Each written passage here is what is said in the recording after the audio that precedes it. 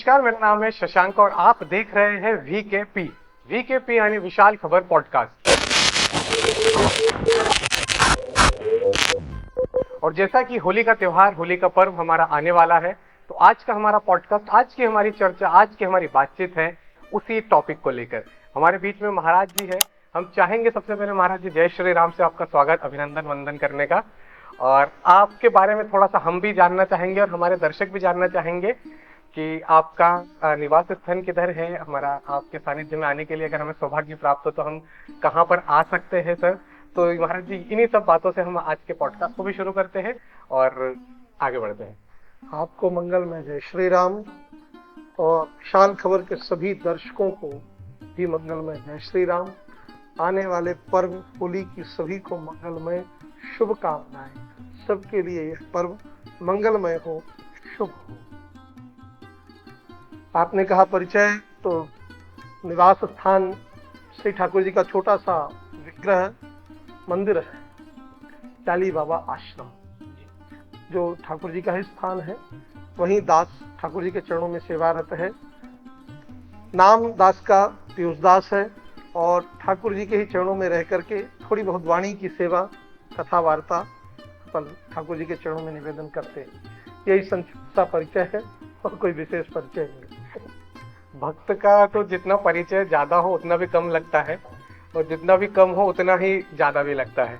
दोनों चीजें तो आपसे मिलकर बहुत अच्छा लग रहा है और हम चाहेंगे अब आगे थोड़े से जो हमारा टॉपिक है, हम हमारे जो विषय है, जो दर्शकों के मन में भी सवाल है, हमारा जो मेरे मन में भी सवाल है बहुत सारे, कि होली के पर्व की शुरुआत हम कहाँ से माने, होली का पर्व आया कहाँ से। जो हमने पाठ्य पुस्तकों में और अध्यायों में हमने जो पढ़ा है वही है, हमें क्या वो पूरा ज्ञान मिला है या उसमें कुछ रह गया है।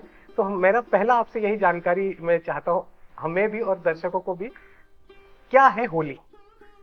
निश्चित रूप से बहुत अच्छा प्रश्न है आपका और यह बात आपके दर्शकों को भी बहुत अच्छी तरह से बोध होगी।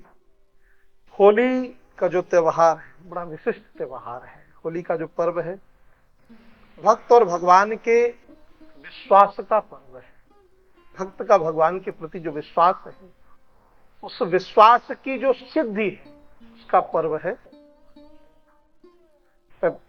थोड़ा सा पूर्व से लेकर के चलूंगा। सतयुग काल में भगवान के ही पार्षद हैं जय और विजय, और ब्रह्मा जी के मानस पुत्र हैं सनत, सनंदन, सनातन और सनत कुमार। चारों भाइयों के मन में भगवान के दर्शन की लालसा हुई। तो जब दर्शन की लालसा हुई तो ये वैकुंठ गए। जय विजय भगवान के पार्षद हैं, उन्होंने मार्ग अवरुद्ध किया, बोले आप नहीं दर्शन कर सकते। तो श्राप दे दिया इन सनत कुमारों ने, राक्षस बन जाओ। राक्षस बन गए। और यह श्राप भी भगवत प्रेरणा से हुआ। भगवान ही चाहते थे कुछ लीला करना। पहला जो सतयुग काल में जय विजय का राक्षसी अवतार हुआ वो हिरण्याक्ष और हिरण्यकश्यप के रूप में हुआ। हिरण्याक्ष को भगवान वाराह ने सदगति दी और हिरण्यकश्यप को भगवान नरसिंह ने सदगति दी। हिरण्यकश्यप के ही सबसे कनिष्ठ माने सबसे छोटे पुत्र हैं प्रहलाद। प्रहलाद का एक बड़ा ही अद्भुत परिचय है।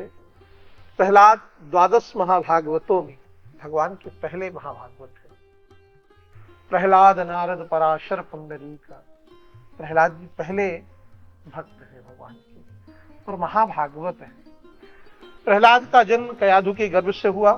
जब हिरण्यकश्यप तपस्यारत थे ब्रह्मा से वरदान पाने के लिए, तब उस काल में कयाधु जो हिरण्यकश्यप की पत्नी है, भार्या है, वह गर्भ से थी। इंद्र को लगा कि हिरण्यकश्यप इंद्रासन के लिए तपस्या कर रहा है, तो इसलिए वह कयाधु का अपहरण कर लिया।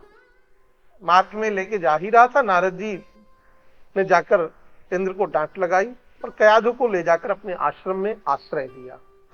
संत के आश्रम में, संत की सन्निधि में रहने के कारण जो गर्भस्थ आसुरीय बालक था, उसके अंतःकरण में भक्ति का संचार हुआ। भगवान के प्रति प्रेम ने जन्म लिया।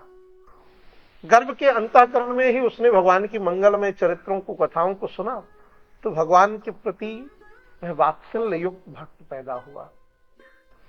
हिरण्यकश्यप को जब ये पता चला कि प्रहलाद मेरे शत्रु नारायण का भक्त है, तो महाराज बड़ा चेष्टाएं करी हिरण्यकश्यप ने प्रहलाद को मारने के लिए, बड़े उपक्रम किए प्रहलाद को मारने के लिए, क्या क्या नहीं किया।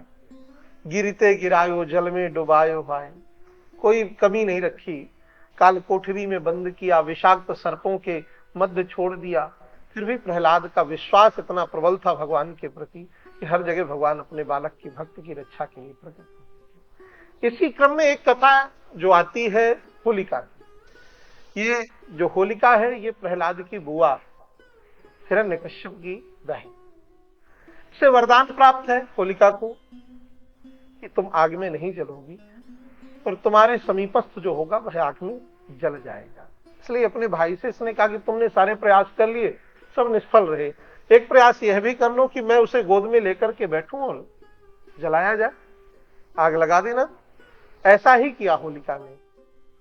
पर मैं निवेदन करूं आपके दर्शकों से और आपसे भी, जिस भक्त का विश्वास भगवान के प्रति प्रबल होता है, जिस भक्त का विश्वास भगवान के प्रति पुष्ट होता है, उस भक्त के लिए पग पर भगवान खड़े रहे।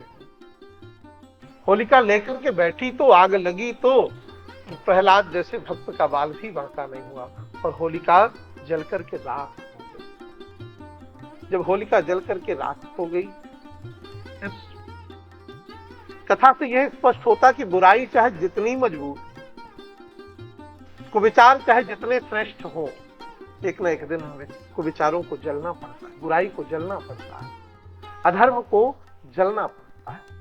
और भक्त की रक्षा के लिए तो भगवान सदैव तत्पर रहते हैं। अपने भक्त प्रहलाद की भगवान ने ऐसे ही रक्षा करी जैसे जिम बालक राखे महतारी, जैसे बालक को माँ रक्षा करती है, संभाल कर रखती है, ऐसे ही भगवान अपने भक्त को संभाल कर रखते हैं। वस्तुतः यह त्योहार फाल्गुन मास की पूर्णिमा को मनाया जाता है, होलिका दहन का। हम विचार करें तो पंचांग के दृष्टि के अनुसार, वैदिक परंपरा के अनुसार, ज्योतिष काल गणना के अनुसार फाल्गुन मास की जो पूर्णिमा है वो वर्ष का विश्राम, अंतिम पूर्णिमा है वर्ष की, संवत्सर के दृष्टि से। हमने वर्ष भर जितने भी कुविचार या कुभाव या निगेटिविटी अपने अंतःकरण में जमा की, वह सब जैसे होलिका जली, ऐसे उस होलिका के पर्व में हम अपने कुविचारों को, अपने कुभाव को, अपने दुर्व्यवहार को जलाकर राख कर दे और भक्त हृदय बन जाए, जो ऐसा हृदय बनाए जैसे भक्त प्रहलाद उस होलिका को जलाकर बचकर निकल आए। ऐसे हमारे कुविचार जले और सुंदर हृदय भगवान की भक्ति के लिए परिपूर्ण प्रहलाद की तरह तैयार निकल के आए। ऐसा हृदय हमारा प्रहलाद की तरह बन जाए। इस होलिका दहन का यही महत्व है। फिर आगे बढ़े इस विषय पर। होलिका दहन के उपरांत तो पंचांग में ही वर्णन आता है स्वपच त्याग स्मरण, स्वपच का स्मरण करना चाहिए। अच्छा, मैं आपको और आपके दर्शकों को यह बात बताते हुए मुझे बड़ा अत्यंत आनंद भी आ रहा है। पंचांग कहता, और यह कथा कोई मनमुखी नहीं है, लिंग पुराण में भी हमने जब पाठ किया लिंग पुराण का तो यह विषय हमने पढ़ा। जब होलिका दहन के उपरांत समाज के सबसे अंतिम पायदान में बैठे हुए व्यक्ति, माने स्वपच माने जो झाड़ू लगाने वाले होते हैं, जो सोहनी सेवा करने वाले हैं, झाड़ू लगाने वाले हैं, सफाई कर्मी हैं, ऐसा वर्णन आता है पुराण का। उन स्वपचों को बुला करके, और उस दिन चाहे ब्राह्मण हो, चाहे क्षत्रिय हो, चाहे वैश्य हो, चाहे शूद्र, या कोई जगत गुरु हो, या शंकराचार्य हो, या कोई भी धर्माचार्य हो, उस दिन उस व्यक्ति को बुला करके अपने मठ में, अपने घर में, अपने मंदिर में स्वपच को टीका करना चाहिए। तिलक लगाइए, स्वपच को हृदय से लगाइए, उसे मिष्ठान खिलाइए, उसे भेंट दीजिए और हृदय से लगाइए। आप कल्पना करें जब आप ऐसा व्यवहार समाज के अंतिम पायदान में बैठे हुए व्यक्ति के साथ करेंगे, जो सदैव निष्कासिता का अनुभव करता रहता है कि मैं तो अछूत हूं, मैं छूने योग्य नहीं हूं। जब उस व्यक्ति के साथ आपका यह व्यवहार होगा कि समाज के शिखर में बैठा हुआ ब्राह्मण, समाज के शिखर में बैठा हुआ धर्माचार्य स्वपच को, स्मृतर को, उस झाड़ू लगाने वाले को हृदय से लगाएगा, उस हृदय से क्या आवाज आएगी कि प्रत्येक रोम रोम से समाज के लिए, धन्यवाद निकलेगा, उसका प्रत्येक रोम रोम इस वैदिक सनातन समाज को आशीर्वाद प्रदान करेगा। यही होली के त्योहार के मनाने का तरीका है और यही हमारे सनातन के त्योहारों की खूबसूरती है कि समाज के अंतिम पायदान में बैठे हुए व्यक्ति को भी हमने हृदय से लगाया, उसे अपने आप से जोड़ दिया और करना ही चाहिए। ये कोई मनमुखी विषय नहीं है। मैं आपको बताऊं और आपके दर्शकों को बताऊं, जब से इस विषय को मैंने पढ़ा और पढ़ने के बाद प्रत्येक वर्ष इस नियम को मैं स्वयं करता हूं। जब पहली वर्ष मैंने इस नियम को किया, पहली वर्ष पढ़ने के बाद, तो झाड़ू लगाने वाले व्यक्ति को मैंने आश्रम के अंदर बुलाया। कुछ आश्रम के लोगों को यह भी लगा कि महाराज जी ये कर क्या रहे हैं कि झाड़ू लगाने वाले को मंदिर के अंदर नहीं बुलाते और इसे अंदर बुला रहे हैं। मैंने अंदर बुलाया, भगवान के जगमोहन में उसे खड़ा किया। उसने मुझसे पूछा कि महाराज मैं आपके पांव छू सकता हूं? उसकी संकुचित दबी हुई सी वाणी और धीमी सी आवाज में उसकी वाणी से यह निकला कि क्या मैं आपके पांव छू सकता हूं? तो हमने कहा भैया हमने पांव छुलाने के लिए तो आपको नहीं बुलाया है, हृदय से लगाने के लिए आपको बुलाया है। जब वो हमारे समीप आया, हमने उसे तिलक किया और अपने हृदय से लगाया। उस व्यक्ति की आंखों में आंसू थे और उसके साथ साथ हमारे भी नेत्रों में भी आंसू थे। देख सकते हैं कि अभी भी आपके नेत्र लगे हुए हैं। क्षण जो अनुभव मैं स्वयं मेरा हृदय कर रहा था और उस व्यक्ति का हृदय, स्वपच का जो हृदय कर रहा था, वह शब्दों में तो वर्णनीय नहीं है। मैं निवेदन करूंगा आपके सभी दर्शकों से कि होली के दूसरे दिन इस क्रिया को जरूर करें, इस कार्य को जरूर करें। इससे वर्ष का अरिष्ट भी नष्ट होता है। एक लाभ यह भी है, आप ये वैदिक वांग्मय के स्वरूप में परिलक्षित है कि स्वपच का यदि होली के दूसरे दिन पूजन करके उसे हृदय से लगाया जाए, आपके वर्ष भर का अरिष्ट नष्ट हो जाए। ऐसा मान्यता है, ऐसी मान्यता है पुराणों में। इसलिए सभी दर्शक भी, चाहे वो क्षत्रिय हो, वैश्य हो, शूद्र हो, ब्राह्मण हो, सब इस नियम को यदि पालन करें, ऐसा करें, तो समाज को भी बल मिलेगा और सनातन धर्म की एक सुंदर परिभाषा भी लोगों के अंतःकरण में जाएगी। मेरा दर्शकों से एक निवेदन है कि जैसे हम 31 दिसंबर न्यू ईयर बोलते हैं, पाश्चात्य संस्कृति के कैलेंडर को मानते हुए एक कुछ ना कुछ प्रण लेते हैं कि इस साल में ये करूंगा, उस साल ये चीज नहीं शुरू करूंगा, तो वैसे ये हमारा गुड़ी पड़वा आने वाला है और हमारा न्यू ईयर आने वाला है। तो जैसा कि महाराज जी ने आदेश करा है कि हमें इस बार होली में क्या करना चाहिए, तो ये कैसा रहेगा कि हम शुरू करें? बहुत अच्छा, बहुत सुंदर। आपके दर्शकों को और आपके माध्यम से ये जो समाज में संदेश जाएगा, निश्चित रूप से ये समाज में अनुकरणीय विषय है। इससे समाज के अंतिम पायदान में बैठे हुए व्यक्ति को भी अपनापन लगेगा। कितनी श्रेष्ठता हमारे सनातन धर्म में कि समाज का ऊंचा शिखर और समाज के सबसे नीचे बैठे हुए व्यक्ति में कोई भेद नहीं है, सब एक है, सब में समान। तो वही हो गया एक कहानी, एक किस्सा छोटा सा जो शेयर की, जैसे जब कृष्ण भगवान नंगे पैर दौड़े थे सुदामा जी को बनाने के लिए। क्या बात। तो वही कल परिक्रम मेरे अंदर आया एकदम। बिल्कुल, निश्चित रूप से यही होना ही चाहिए और करना ही चाहिए। हम सबका यह कर्तव्य है, वैदिक सनातन धर्मावलंबी की प्रत्येक हिंदू का कर्तव्य है या प्रत्येक सनातनी का कर्तव्य है कि वह आज की जो स्थिति में समाज जो विकृत हो रहा है, भाई जब किसी को अपने घर में प्रेम नहीं मिलेगा तो पराये घर को जाएगा। जब अपने घर में उसे पर्याप्त प्रेम, स्नेह, वात्सल्य मिलेगा तो क्यों जाएगा वो किसी और के घर? यही बहुत बड़ा कारण है। आज देख रहे हैं आप, सनातन धर्म को छोड़ करके लोग ईसाई बन रहे हैं, अन्य धर्मों में कन्वर्ट हो रहे हैं। फिर जब अपने धर्म की सुंदरता उन्हें, अपने पुराणों की सुंदरता, अपने वेदों की सुंदरता उन्हें पता होगी और वह उस पुराण वेद के आधार पर अपने जीवन में अपने कर्मों को करेंगे, तो समाज का कोई भी व्यक्ति, चाहे वो छोटा व्यक्ति हो या बड़ा व्यक्ति हो, समाज से, धर्म से पृथक नहीं होगा। एक सूत्र में सब बंधे रहेंगे। जैसे एक माला में धागा एक होती है, ऐसे ही मन के तो कई होते हैं, दाने तो कई होते हैं। समाज का प्रत्येक व्यक्ति उस धागे के स्वरूप में होगा, उसमें हर प्रकार के मन के समाये रहेंगे। सही है।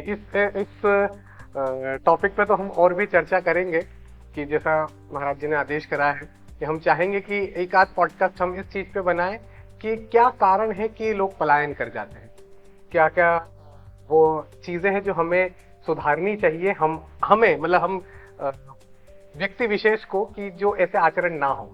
इस पे हम एक पूरा एक महाराज जी के आशीर्वाद से पॉडकास्ट बिल्कुल तैयार करेंगे। आज हम होलिका की जैसे कि बात कर रहे थे, तो हम थोड़ा सा आगे बढ़ते हैं। अभी बैक कैमरे पे आपने मुझे एक प्रसंग छेड़ा था, तो मैं चाहता हूँ वृंदावन का प्रसंग आप बताएं मुझे, क्योंकि बहुत अच्छा है।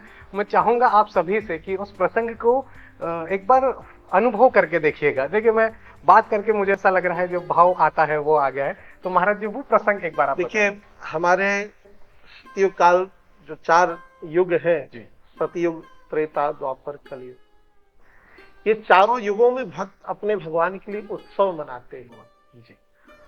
और वैदिक सनातन धर्म की सबसे बड़ी खूबसूरती या सबसे बड़ी सुंदरता यही है, सनातनियों का प्रत्येक उत्सव भगवान से जुड़ा हुआ है। हर उत्सव, चाहे वह दीपावली हो, दशहरा हो, होली हो, रक्षाबंधन हो, प्रत्येक उत्सव, प्रत्येक त्योहार हमारा भगवान से जुड़ा हुआ है। कहीं न कहीं वैदिक सनातन धर्म से ही हम सबको प्राप्त हुआ है। हमारा प्रत्येक त्योहार भगवान से जुड़ा हुआ है, तो हमें त्योहार किस तरह मनाना चाहिए, ये भी एक प्रश्न है। और आपने बात करी वृंदावन की जी, केवल वृंदावन की होली नहीं, चारों युगों में होली का बड़ा महत्व है। सतयुग काल में जी शुभारंभ भी वहां से शुभारंभ भी हुआ। होली का जलने के बाद आपस में दैत्य बालक भी राख से एक दूसरे को टीका कर रहे हैं और हृदय से लगा रहे हैं। अच्छा, तो बुराई जलने के बाद राख बन गई, फिर जलने के बाद उस राख में कोई बुराई नहीं रह गई। क्यों? क्योंकि उसने भक्त के स्पर्श को प्राप्त किया, भगवान का, भक्त का आलिंगन किया है उस होलिका ने। इससे यह भी एक संदेश जाता है कि होली जब जल जाए और जल करके हमारी बुराइयां राख हो जाए, फिर समाज में कोई छोटा बड़ा नहीं, सब अपने हैं। सबको हृदय से लगाइए, सबको अपना बनाइए, है ना। सबको अपना बनाने का ही त्योहार है होली। यह होली राम जी ने भी खेली, त्रेता काल में भी उत्सव मनाया गया, राम जी ने खेली होली। द्वापर काल में होली का बड़ा विशेष महत्व बना। वृंदावन की होली आपने चर्चा की। जी। वृंदावन में पुष्पों के रस की होली, कोई रंग नहीं था। आजकल जो केमिकल और पता नहीं किस किस प्रकार के रंग, किस किस प्रकार के सामग्री आज लोग एक दूसरे पर उड़ेलते, यह प्रचलन नहीं था। हमारी होली तो बड़ी सात्विकी होली थी। हमारी होली तो ऐसी आनंददायक होली थी जिस होली की सुगंध यदि यमुना के किनारे मनाई जाए तो बांके बिहारी के मंदिर में महकती।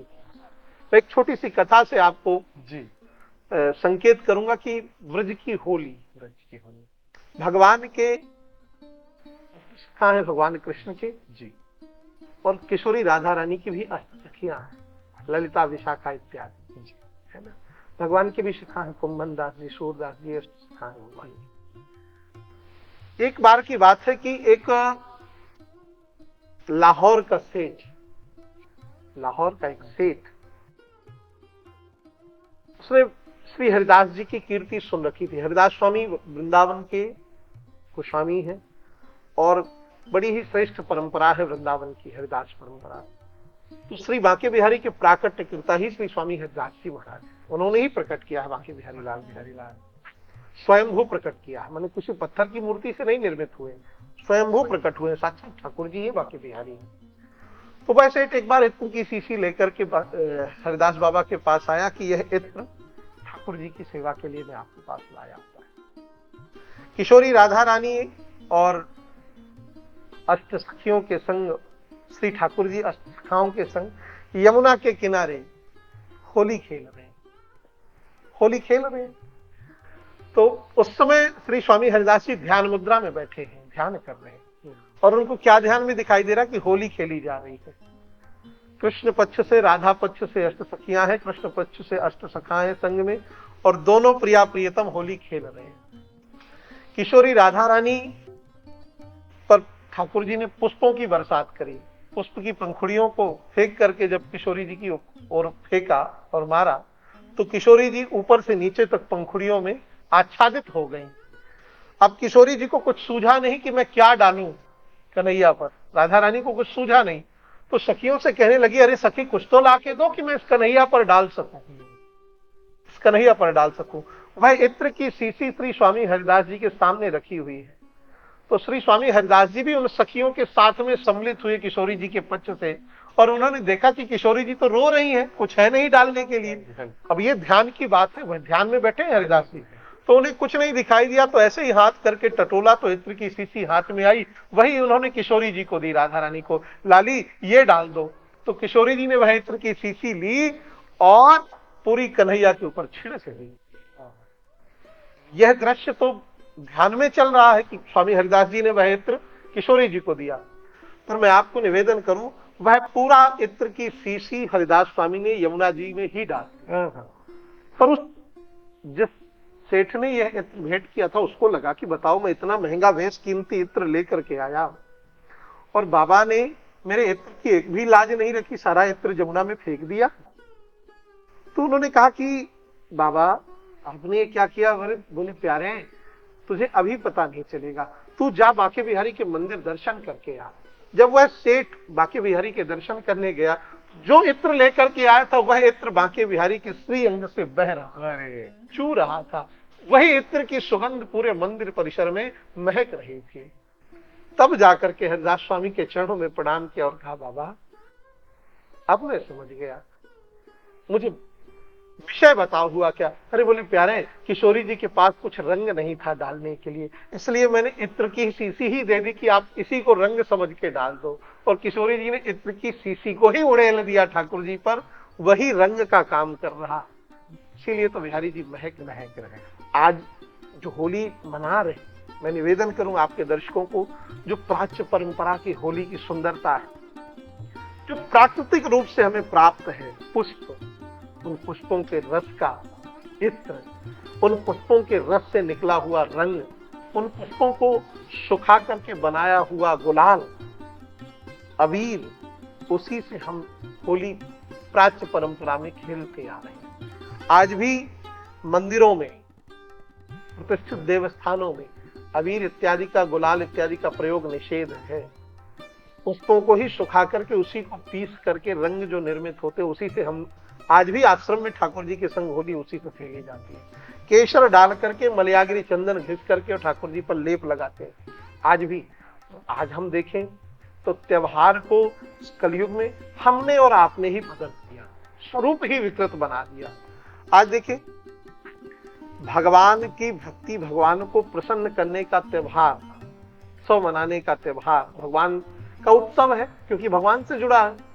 भगवान से जुड़ा हुआ उत्सव आज हम सबने कितना विकृत, कितनी बुराइयां आ गई आज। और जबकि यह त्योहार, यह उत्सव बुराइयों को दूर करने का त्योहार है, पर आज हम बुराई अंदर लेते हैं, मद्यपान करते हैं, अपेय पदार्थ पीते हैं, अखाद्य पदार्थ खाते हैं और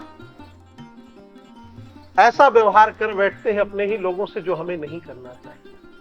पर मैं निवेदन करूंगा आपके दर्शकों को और आपसे भी कि यह संदेश उनके मध्य जाना चाहिए इस वीडियो के माध्यम से कि हमारा यह त्योहार ही श्रेष्ठ त्योहार है, भक्त और भगवान का त्योहार है, भगवान को प्रसन्न करने का त्योहार है। तो हम इस त्योहार को कैसे मनाएं? होली जलाएं। होली जलाने का तात्पर्य अपने अंतःकरण की बुराइयों को जलाएं। प्रहलाद जैसे विश्वास को हृदय में धारण करें, प्रहलाद जैसे भक्त बने भगवान करके। पहली बात तो ये, नशा को अपने जीवन से दूर करें। दुर्व्यसन करके हम कोई भगवान को प्रसन्न नहीं कर सकते। अरे भाई, जब घर के माँ बाप नहीं प्रसन्न हो सकते आपके मद्यपान करने से, तो संसार के माता पिता भगवान राधा रानी और भगवान बिहारी जी कैसे प्रसन्न होंगे? कल्पना करें आप, जब वह ईश्वर अप्रसन्न है हमारे व्यवहार से, काहे का उत्सव, काहे का त्योहार? इसलिए बड़े ही पवित्र मन से, बड़ी ही शुद्धता पवित्रता से हम इस त्योहार को मनाएं। अपने भगवान को इत्र लगाएं, अबीर लगाएं, पुष्प की होली खेलें, ठाकुर जी को पुष्प चढ़ाएं, ठाकुर जी के संग सुंदर भगवान को 56 भोग लगाएं और अपने श्रेष्ठ जनों के चरणों में अबीर लगा करके प्रणाम करें, उनका आशीर्वाद लें। जो हमसे नाराज हैं, जो हमसे रूठे हैं, उनको भी जाकर के हम हृदय से लगाएं, उनके बिना बोले ही हम उनसे बोलें। और जब हम उनसे जाकर के इस त्योहार में अपने आप से बोलेंगे और हृदय से लगाएंगे, तो मेरा ऐसा विश्वास कहता है कि ऐसा कौन सा अंतःकरण होगा जो आपके इस व्यवहार से पसीज नहीं जाएगा, उसका हृदय भी पिघल जाएगा और आपका जो वैरी दुश्मन बन के बैठा वह भी आपको हृदय से लगाएगा। आप आगे तो बढ़ो, को विचारों को समाप्त करें, अपने दुर्व्यवहार को, अपनी बुराई को, अपनी दुश्मनी को, सबको छोड़ करके और एक नई शुरुआत करें। आइए इस होली पर हम सभी भगवान से जुड़ें और उत्सव को बड़ी शुद्धता पवित्रता से मनाएं। किसी भी प्रकार का व्यसन ना करें, किसी भी प्रकार का नशा ना करें। पवित्र मन से, पवित्र हृदय से हम अपने बड़ों को, अपने से रूठे हुए लोगों को और समाज के प्रत्येक व्यक्ति को अपने हृदय से लगाएं। यही हमारे हिंदू सनातन धर्म की श्रेष्ठता है, यही हमारे त्योहारों की सुंदरता है। वृंदावन की होली अद्भुत होली, ऐसी होली जो पुष्पों से, पुष्प के रसों से, चित्रों से खेली जाती है। उसी प्राच्य परंपरा को हम पुनः अपनाएं और केमिकल से युक्त आधुनिक जो रंग हैं इनसे युक्त होली बिल्कुल ना मनाएं। सात्विकीय होली मनाएं, प्रसन्नता के साथ ऐसी होली मनाएं जिससे भगवान भी प्रसन्न हो, घर के भी भगवान, अपने माता पिता भी प्रसन्न हो और अपना परिवार, अपने स्नेही, अपने परिकर भी प्रसन्न हो। क्या बात, ऐसी होली मनाएं। और बंधुओं, आप सबको पुनः होली की मंगलमय शुभकामनाएं। यह होली आप सबके लिए शुभ हो, मंगलमय हो। हम ऐसी अपने ठाकुर जी के चरणों में प्रार्थना करते हैं कि आपकी सारी बुराइयां इस होली में जल करके राख हो जाएं। आपके साथ साथ हमारी भी बुराइयां, हमारी भी कुरीतियां, हमारी भी निगेटिविटी जल करके राख हो और एक पवित्र हृदय, पवित्र अंतःकरण बने। हम सब ठाकुर जी के बने, अपने उत्सव, अपने त्योहार, अपने पर्व को बड़ी शुद्धता पवित्रता से मना करके अपने वैदिक सनातन धर्म को समाज के शिखर पर स्थापित करें। शान खबर के सभी दर्शकों को मंगलमय जय श्री राम और आपका बहुत बहुत साधुवाद, बहुत बहुत धन्यवाद हमें बुलाने के लिए। आज बड़ा आनंद का अनुभव हुआ आपके मध्य आकर के और इस विषय पर चर्चा करके। हमें भी बहुत अच्छा लग रहा है। हमारी तो इच्छा है कि हम और जितनी बातचीत हो करें, बट हमें लगता है कि हमारे सवाल को महाराज जी ने हमारे ही अंतर्मन से जान लिया और सारे के सारे सवालों के जवाब हमें मिल गए जो हम चाह रहे थे। एक छोटा सा मुझे अभी बैठे बैठे एक वाक्य याद आया। महाराज जी, एक यहाँ पर मैंने सुना है कि पहली होली जब विवाह होता है तो लड़की पक्ष, मतलब लड़की जो होती है वो अपने मायके में मनाती है अपने हक। उसका क्या है, क्योंकि ये मेरे अंदर कहीं ना कहीं सवाल रह गया था कि ऐसा क्या है। हर जगह की अपनी अपनी कुल रीतियां होती है, जी जी, है ना, अपनी जगह की कुल परंपराएं होती हैं। तो जैसे व्रज में जो होली खेली जाती है, व्रज की जो विवाह होते हैं तो व्रज में ही होती है, ब्रज की कन्याएं बाहर नहीं आती। अच्छा, ब्रज की जैसे गोसाई परिवार की कन्याएं हैं तो ब्रज में ही रहेंगी। तो ऐसा ही मान्यता है कि जो दामाद जी होते हैं या कन्या पहली होली अपने मायके में मनाती है। तो देखिए, इस कथा से यह भी स्पष्ट होता है कि ये लौकिक रीति है। लौकिक रीति माने अपने निज परंपरा। अब ऐसा नहीं है कि हर जगह ये चीजें व्याप्त। जी नहीं, कुछ विषय ऐसे होते हैं जी जो कहीं है कहीं नहीं है, कुछ प्रचलन जी। तो ये कुछ प्रचलन है ब्रज क्षेत्र में ये कम पाए जाते हैं, प्रचलन क्षेत्र में ज्यादा पाए जाते हैं, ऐसी मान्यता है। अब जो मूल मान्यता है, जो बहुत गंभीरता से हम लोग इस विषय को देखें तो होलिका जो दहन है वो मूल रूप से बुराई का दहन जी। बुराई जलकर राख हो जाए और समाज में प्रहलाद जैसी अच्छाई स्थापित हो जाए, यही होलिका दहन का प्रमुख उद्देश्य है। और नाना पुराण निगमागम सम्मतम कथाएं तो बहुत सारी हैं, विषय भी बहुत तैयार किए जा सकते हैं, बहुत सारी बातें आ सकती हैं। पर मुझे लगता है आज के परिवेश में जो समाज में होली के प्रति प्रथा कह सकते हैं या होली के सब के प्रति जो मानसिक स्थिति लोगों ने बना रखी है कि नशा करना, खूब हुरदंग करना या खूब हुल्लड़बाजी करना, इससे अब बचने की आवश्यकता है। इससे हमारे वैदिक सनातन धर्म का ह्रास हो रहा है, हमारे उत्सवों का ह्रास हो रहा है, हमारे पर्व जो हैं इनके जो वास्तविक स्वरूप है वो विखंडित हो रहे हैं। तो हम अपने आप को बड़ी सूक्ष्म पारदर्शिता से देखें, अपने आप में सुधार करें।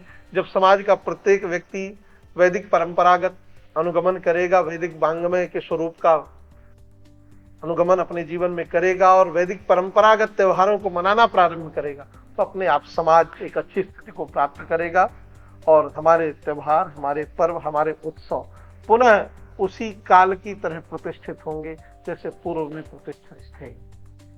इसी के साथ महाराज जी आज्ञा हम आपसे चाहेंगे कि आज के कार्यक्रम और आज के जो हमारा होली का टॉपिक है वहीं यहीं पर हम विराम देते हैं।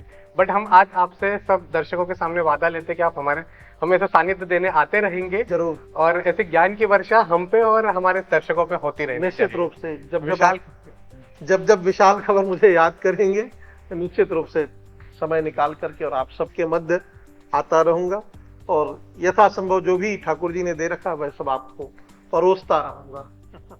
तो इसी के साथ सभी को हैप्पी होली एक और बार। जय श्री राम। और विशाल खबर से मैं शशांक मिलता हूं अगली बार अगले टॉपिक के साथ। नमस्कार।